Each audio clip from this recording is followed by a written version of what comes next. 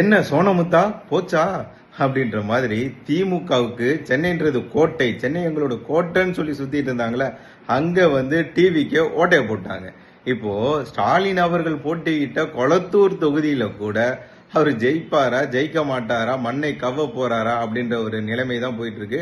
தொடர்ச்சியாக 3000 ஓட்டுக்கு கீழே, அதாவது வித்தியாசத்துல வந்து பின்னடைவை சந்தித்துக் கொண்டிருக்கிறார் முதலமைச்சராக இருக்கக்கூடிய ஸ்டாலின் அவர்கள். அது மட்டும் இல்ல, திமுகவை சார்ந்த 31 அமைச்சர்கள் போட்டியிட்ட தொகுதிகளில் பின்னடைவை சந்தித்துக் கொண்டிருக்கின்றனர். இதுல இவங்க என்ன கனவுல இருந்தாங்கன்னா, டிவிக்கு 3வது இடத்துக்கு போயிடும் அப்படின்னு சொல்லி எதிர்பார்த்துட்டு இருந்தாங்க. ஆனா டிவிக்கு முதலிடத்துக்கு வந்துட்டு திமுக 3வது இடத்துக்கு போனதுதான் ஆச்சரியமே. இதுல நாம என்ன பார்க்கணும் அப்படின்னா, ஜெயிச்சாலும் தோத்தாலும் நாங்க 2 பேரும் தான், அதிமுகவா திமுக இப்படிதான் இருக்கும், நாங்க தான் தொடர்ச்சியா ஆட்சி செய்வோம், இல்லன்னா நாங்க எதிர்கட்சியா இருப்போம் அப்படின்னு இருந்தது. மீண்டும் நாங்க தான் ஆட்சிக்கு வர போறோம், திராவிட மாடல் 2.0 அப்படின்னு சொல்லி கர்வத்தில் இருந்தாங்க. ஏன் அப்படின்னா, தேர்தலுக்கு பிந்தைய வெளிவந்த கருத்து கணிப்பு எல்லாம் என்ன சொன்னிச்சு, திமுக தான் ஜெயிக்க போகுது அப்படின்னு பெரிய உருட்டுனாங்க. அதை நம்பி திமுக என்ன பண்ணிட்டாங்க, அவங்க அறிவாலயத்துக்கு வெளியே கூடாரம் போட்டிருக்காங்க, லட்டு வாங்கியிருக்காங்க, பட்டாசு வாங்கியிருக்காங்க.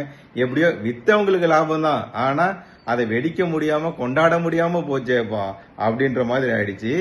ஏன் அப்படின்னா, அதாவது பூத் இருக்கணும், காசு கொடுக்கணும், மக்களுக்கு வந்து கூட்டம் கூட்டுனா காசு கொடுக்கணும், கோட்டர் கொடுக்கணும், பிரியாணி கொடுக்கணும், இந்த மாதிரிலாம் திராவிட கட்சிகள் மக்களை வந்து மடைமாற்றி வச்சிருக்கும் போது எனக்கு தெரிஞ்சு பெருசா எங்கேயும் வந்து மக்களுக்கு காசு கொடுத்த மாதிரி தெரியல.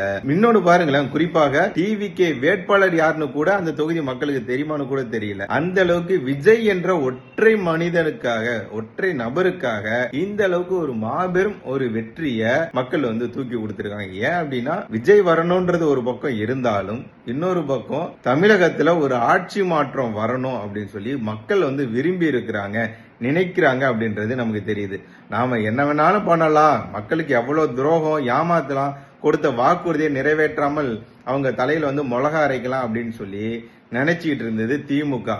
அந்த கூட்டணியும் இல்லாம போச்சு, இப்ப திமுகவும் இல்லாம போச்சு. ஸ்டாலின் அவர்களே ஜெயிப்பாரான்றது தெரியாத போயிட்டு இருக்கு. இதுக்கெல்லாம் காரணம் டிவிக்கு விஜய் அவர்கள். இதற்கு முக்கிய காரணம் மக்கள். எப்படியோ திமுக வராதுல, அது ரொம்ப சந்தோஷம்பா.